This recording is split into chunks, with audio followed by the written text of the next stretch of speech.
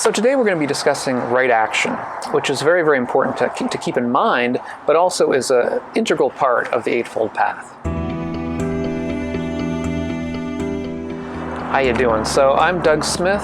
I'm study director at the Secular Buddhist Association. That's secularbuddhism.org. And today we're going to be discussing right action. So if you're interested in helping to create a wiser and a kinder and a less stress-filled world, consider subscribing to the channel. So right action, what is it? Now, traditionally there are various aspects of right action that we should keep in mind. 3 in particular. The first of these is, of course, to abstain from taking life. That is to say, abstain from killing, abstain from murder. And here this means taking the life of a sentient being. And now, what is a sentient being? Traditionally in Buddhism, there's a very specific understanding of sentient being. That would be a human, another kind of animal, or insect. It doesn't include plants, it doesn't include trees. So in some discussions of Buddhism, you'll hear people say that you shouldn't cut down trees for Buddhist reasons.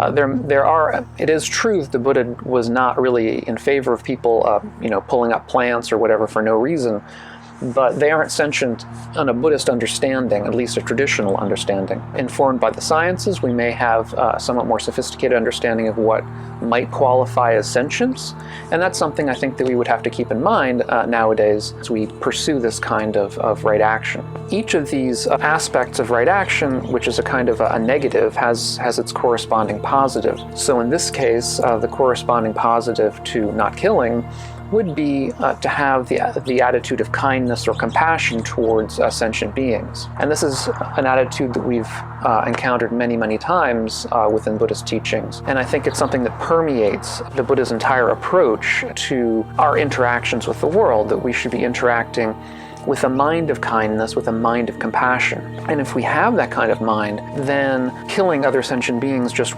will not be a possibility, really. The second of these aspects of right action is to abstain from stealing. Both of these first 2 aspects occur really universally within ethical systems. One of the real strengths of Buddhist ethics is the way that the ethical strictures that it talks about are ones that are really universal, encountered in virtually every society. But of course, when we're talking about abstaining from stealing, we can understand that includes more than just, say, taking somebody's purse or taking their wallet.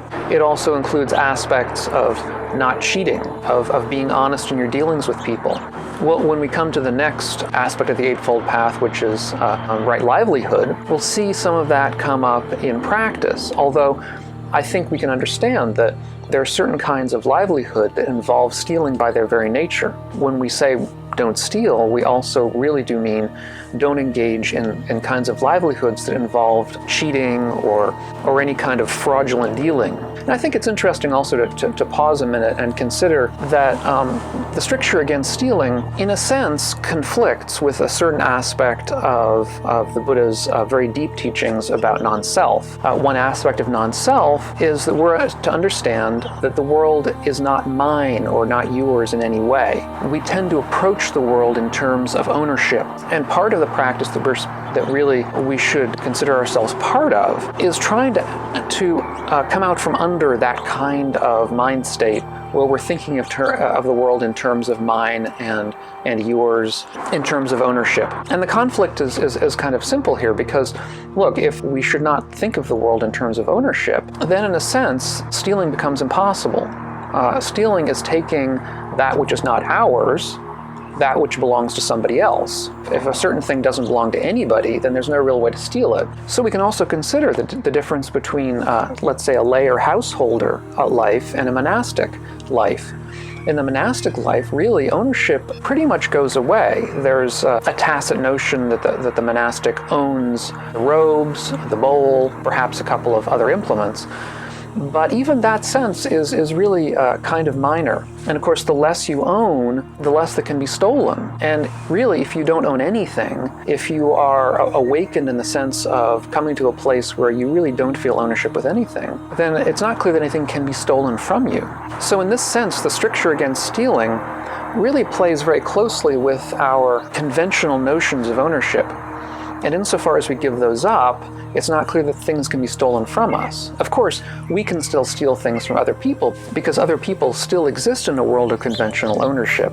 And of course, I would consider myself part of that world, being a householder, a layperson. And of course, the counterpart of not stealing is to behave honestly and openly with people. But we could also say that it also involves kindness and compassion, just as in the prior case. While it may be that from the 10,000-foot view, notions of mine are not really completely accurate, nevertheless, back down here on the world where we're existing in a lay and a householder kind of atmosphere where we do have conventional notions of ownership that are very strong, very psychologically strong. There's no doubt that stealing is psychologically harmful to people. It's socially harmful.